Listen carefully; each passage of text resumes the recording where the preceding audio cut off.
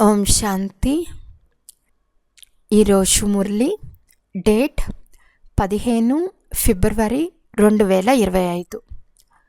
బాబా చెప్తున్నారు, మధురమైన పిల్లలు, తండ్రి మీకు దైవీ ధర్మాన్ని, శ్రేష్ఠ కర్మలను నేర్పిస్తున్నారు. కనుక మీ ద్వారా ఏ అసురీ కర్మలు జరగరాదు. బుద్ధి చాలా శుద్ధంగా ఉండాలి. ప్రశ్న: దేహాభిమానంలోకి వచ్చట వలన జరిగే మొట్టమొదట పాపం ఏది? జవాబు: దేహాభిమానం ఉంటే తండ్రి స్మృతికి బదులు దేహదారుల స్మృతి వస్తుంది. దృష్టి చెడిపోతుంది, చెడు ఆలోచనలు వస్తాయి. ఇది చాలా పెద్ద పాపం. మాయ దాడి చేస్తుందని అర్థం చేసుకోవాలి. వెంటనే జాగరూకులుగా అవ్వాలి. ఓం శాంతి. ఆత్మీక తండ్రి ఆత్మీక పిల్లలకు అర్థం చేస్తున్నారు. ఆత్మీక తండ్రి ఎక్కడి నుండి వచ్చారు? ఆత్మల ప్రపంచం నుండి. దానిని నిర్వాణ ధామము లేక శాంతిధామం అని కూడా అంటారు. ఇది గీతలోని విషయం. ఈ జ్ఞానం ఎక్కడి నుండి వచ్చింది అని మిమ్మల్ని అడుగుతారు. ఇది అదే గీతా జ్ఞానమని, ఇప్పుడు గీతా పాత్ర నడుస్తూ ఉందని తండ్రి చదివిస్తున్నారని చెప్పండి. భగవాను వాచ్ కదా. భగవంతుడైతే ఒక్కరే. వారు శాంతి సాగర్లు, శాంతిధామ నివాసులు.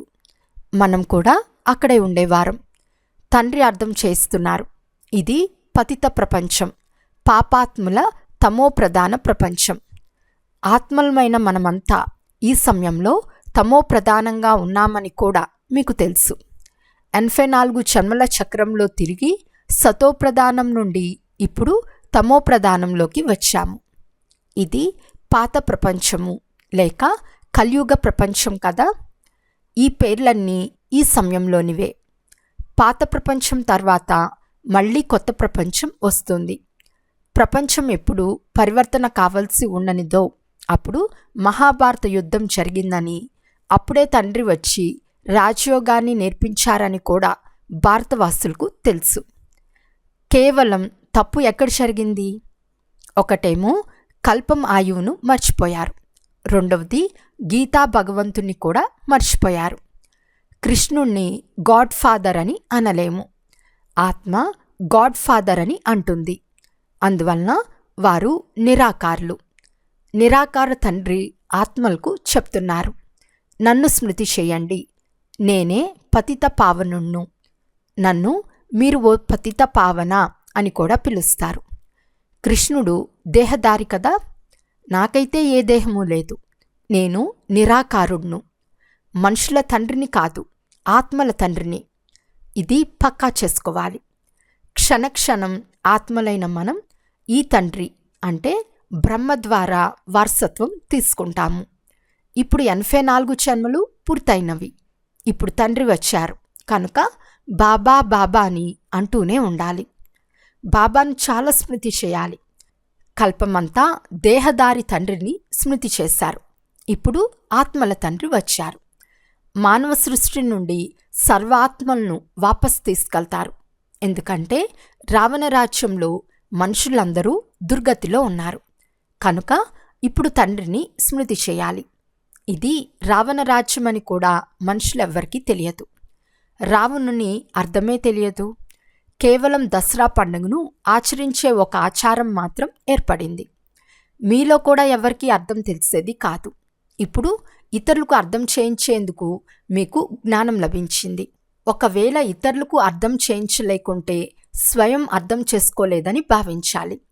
తండ్రిలో సృష్టి చక్ర జ్ఞానం ఉంది. మనము వారి పిల్లలము కనుక మనలో కూడా ఈ జ్ఞానం ఉండాలి. ఇది మీ గీతా పాఠశాల. దీని లక్ష్యమేది? ఈ లక్ష్మీనారాయణులు కావటం. ఇది రాజయోగం కదా.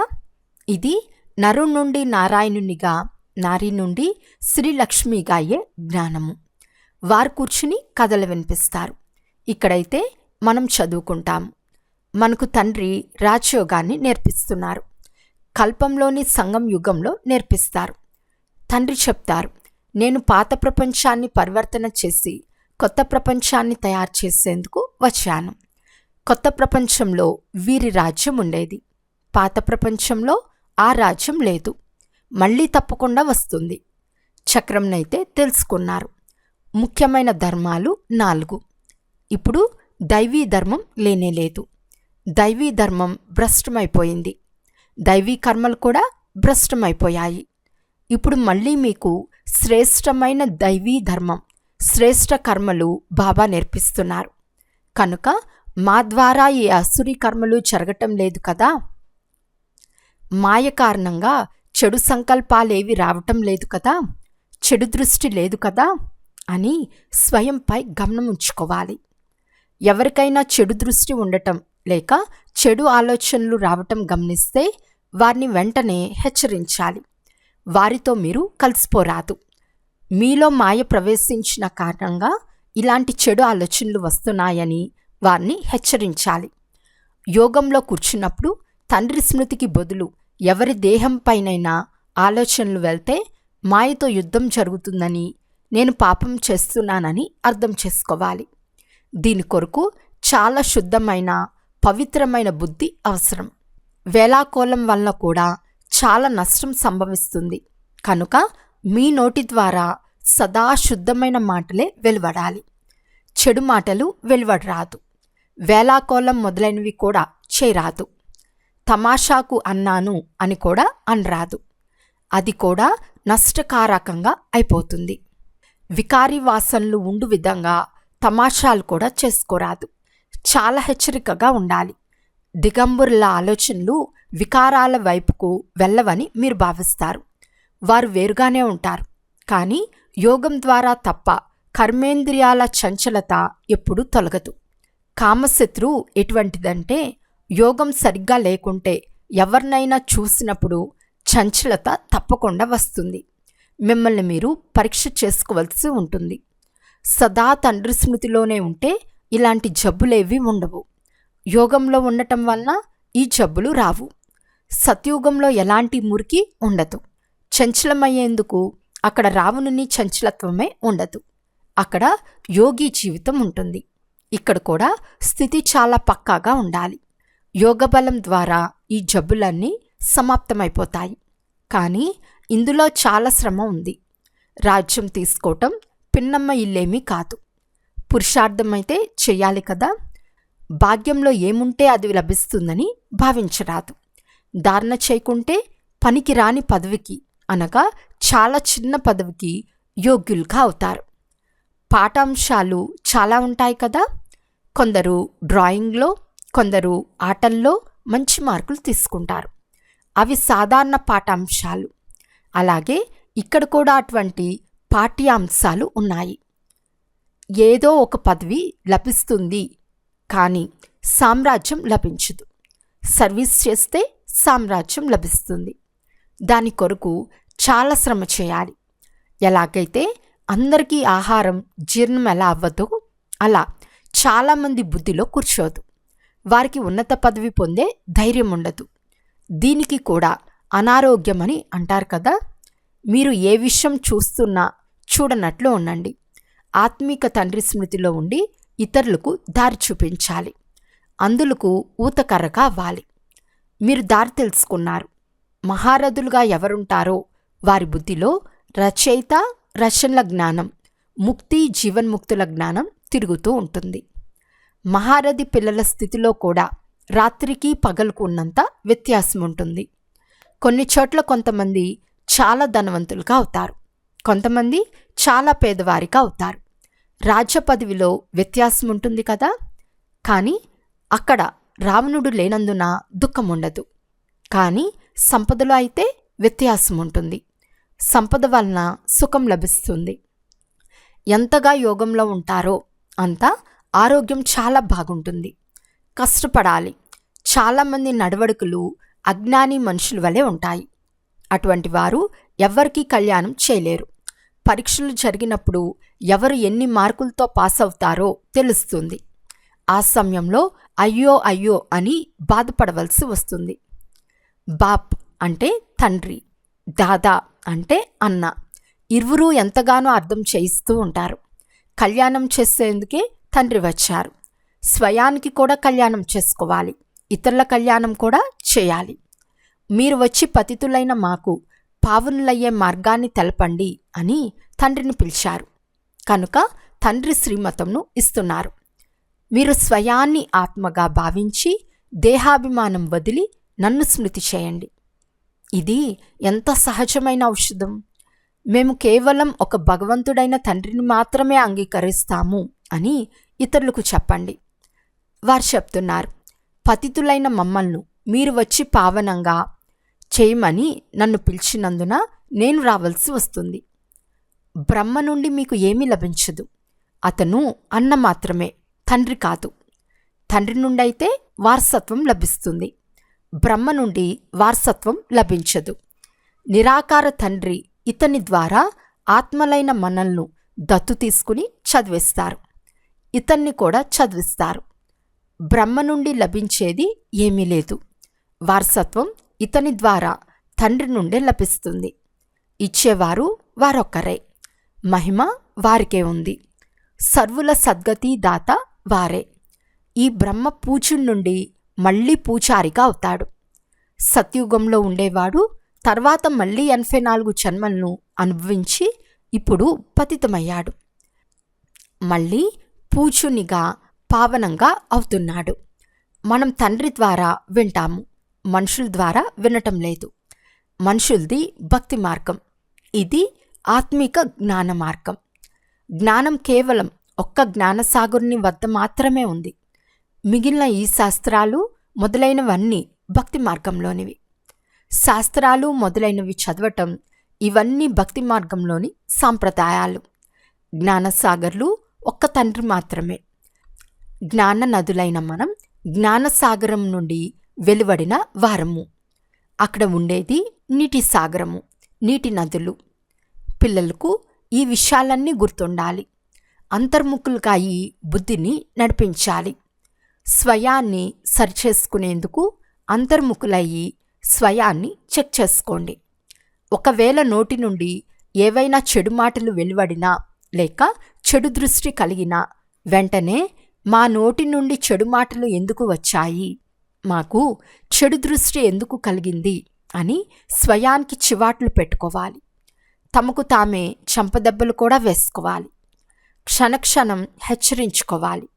అప్పుడే ఉన్నత పదవి పొందగలరు. నోటి ద్వారా కటువచనాలు వెలువడరాదు. తండ్రి అయితే అన్ని రకాలైన శిక్షలను ఇవ్వవలసి ఉంటుంది. ఎవరినైనా పిచ్చివాడు అనటం కూడా చెడు వచనమే. మనుషులు ఎవరి గురించైనా ఏది తోస్తే అది అంటూ ఉంటారు. ఎవరిని మహిమ చేస్తున్నామో కూడా తెలియదు. పతిత పావనుడైన ఒక్క తండ్రిని మాత్రమే మహిమ చేయాలి. వారు తప్ప వేరెవ్వరూ లేరు. బ్రహ్మ విష్ణు శంకరులు కూడా పతిత పావనులని అనరు. వారు ఎవ్వరినీ పావనంగా చేయరు. పతితుల నుండి పావనంగా చేయవారు ఒక్క తండ్రి మాత్రమే. పావన సృష్టి అంటేనే నూతన ప్రపంచం. అది కూడా ఇప్పుడు లేనే లేదు. పవిత్రత స్వర్గంలో మాత్రమే ఉంటుంది. పవిత్రత సాగర్లు కూడా ఉన్నారు. ఇదంతా రావణ రాజ్యమే. పిల్లలు ఇప్పుడు ఆత్మ అభిమానులుగా అయ్యేందుకు చాలా శ్రమ చేయాలి. నోటి ద్వారా ఎలాంటి రాళ్ళు లేక చెడు వచనాలు వెలువడరాదు. చాలా ప్రీతిగా నడుచుకోవాలి. చెడు దృష్టి కూడా చాలా నష్టపరుస్తుంది. చాలా శ్రమ అవసరం. ఆత్మాభిమానం అవినాశి అభిమానం. దేహమైతే వినాశి. ఆత్మను గురించి ఎవరికీ తెలియదు. ఆత్మకు కూడా ఎవరో తండ్రి తప్పకుండా ఉంటారు కదా.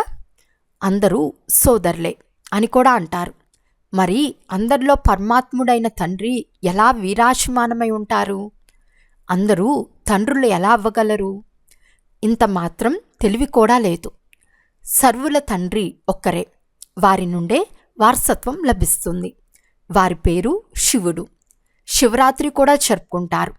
రుద్రరాత్రి లేక కృష్ణరాత్రి అని అనరు. మనుషులు కొంచెం కూడా అర్థం చేసుకోరు. ఇవన్నీ వారి రూపాలే, వారి లీలలే, అంతా వారిదే అని అంటారు. అనంతమైన తండ్రి ద్వారా అనంతమైన వారసత్వం లభిస్తుంది. కనుక ఆ తండ్రి శ్రీమతంను అనుసరించాలని ఇప్పుడు మీకు తెలుసు. నన్ను స్మృతి చేయండి తండ్రి చెప్తారు. కూలీలకు కూడా శిక్షణ ఇవ్వాలి, అప్పుడు వారికి కూడా కొంత కళ్యాణం జరుగుతుంది. కానీ స్వయం మీరే స్మృతి చేయలేకుంటే ఇతరులకు స్మృతి ఎలా ఇప్పించగలరు? రావణుడు పూర్తి పతితులుగా తయారు చేస్తాడు, మళ్ళీ తండ్రి వచ్చి స్వర్గంగా చేస్తారు. ఆశ్చర్యం కదా! ఈ విషయాలు ఎవరి బుద్ధిలోనూ లేవు. ఈ లక్ష్మీనారాయణులు ఎంత శ్రేష్టమైన దేవతల నుండి మళ్ళీ ఎంత పతితులుగా అవుతారు. అందుకే బ్రహ్మ పగలు బ్రహ్మ రాత్రి అని మహిమ చేయబడింది. శివాలయాల్లో మీరు చాలా సర్వీస్ చేయవచ్చు. తండ్రి చెప్తున్నారు, గడప గడప వెతకటం వదిలేసి మీరు తండ్రిని స్మృతి చెయ్యండి అని అందరికీ చెప్పండి. ఈ జ్ఞానమే శాంతి కలిగించేది. తండ్రిని స్మృతి చేయటం వల్ల మీరు సతోప్రధానులుగా అవుతారు. ఈ మంత్రంనే అందరికీ ఇస్తూ ఉండండి. పక్కా అయినంత వరకు ఎవరి వద్ద ధనం తీసుకోకండి. అందరికీ ఇలా చెప్పండి, మీరు పవిత్రంగా ఉంటామని ప్రతిజ్ఞ చేయండి. అప్పుడు మీ చేతితో భోంచేస్తాము, మీ వద్దే ఏమైనా తీసుకుంటాము. భారతదేశంలో మందిరాలైతే అనేకం ఉన్నాయి. విదేశీయులు మొదలైన వారు ఎవరు వచ్చినా తండ్రిని స్మృతి చేయండి అను సందేశాన్ని ఇవ్వవచ్చు. అచ్చా, మధురాతి మధురమైన అపురూపమైన పిల్లలకు మాతాపిత బాప్దాదాల ప్రియ స్మృతులు మరియు గుడ్ మార్నింగ్. ఆత్మిక పిల్లలకు ఆత్మిక తండ్రి నమస్తే. ఆత్మిక తండ్రికి ఆత్మిక పిల్లల యొక్క ప్రియ స్మృతులు మరియు నమస్తే నమస్తే నమస్తే. ధారణ కొరకు ముఖ్య సారము. ఫస్ట్ పాయింట్, ఎప్పుడూ కూడా వికారాల వాసన ఉండే వేలాకోలం చేయరాదు. నోటి నుండి కటు వచనాలు వెలువడకుండా స్వయంపై చాలా గమనం ఉంచుకోవాలి. సెకండ్ పాయింట్, ఆత్మాభిమానులుగా అయ్యేందుకు చాలా చాలా అభ్యాసం చేయాలి. అందరితో ప్రేమగా వ్యవహరించాలి. చెడు దృష్టి ఉంచుకోరాదు. చెడు దృష్టి కలిగినట్లయితే మీకు మీరే శిక్ష విధించుకోవాలి. ఈరోజు వరదానము, నిరంతరం స్మృతి మరియు సేవ యొక్క బ్యాలెన్స్ ద్వారా బాల్యం యొక్క కొంటి చేష్టలను సమాప్తం చేసే వానప్రస్థీ భవ. చిన్న చిన్న విషయాల్లో సంగంయుగం యొక్క అమూల్యమైన సమయాన్ని పోగొట్టుకోవటం అంటే అది బాల్యతనపు కొంటితనము. ఇప్పుడు ఈ కొంటితనం శోభించదు. వానప్రస్థంలో కేవలం ఒక కార్యం మాత్రమే మిగిలిపోతుంది, తండ్రి స్మృతి మరియు సేవ. ఇది తప్ప ఇంకెవ్వరూ గుర్తు రాకూడదు. లేచిన స్మృతి మరియు సేవ, నిద్రించిన స్మృతి మరియు సేవ. నిరంతరం ఈ బ్యాలెన్స్ ఉండాలి.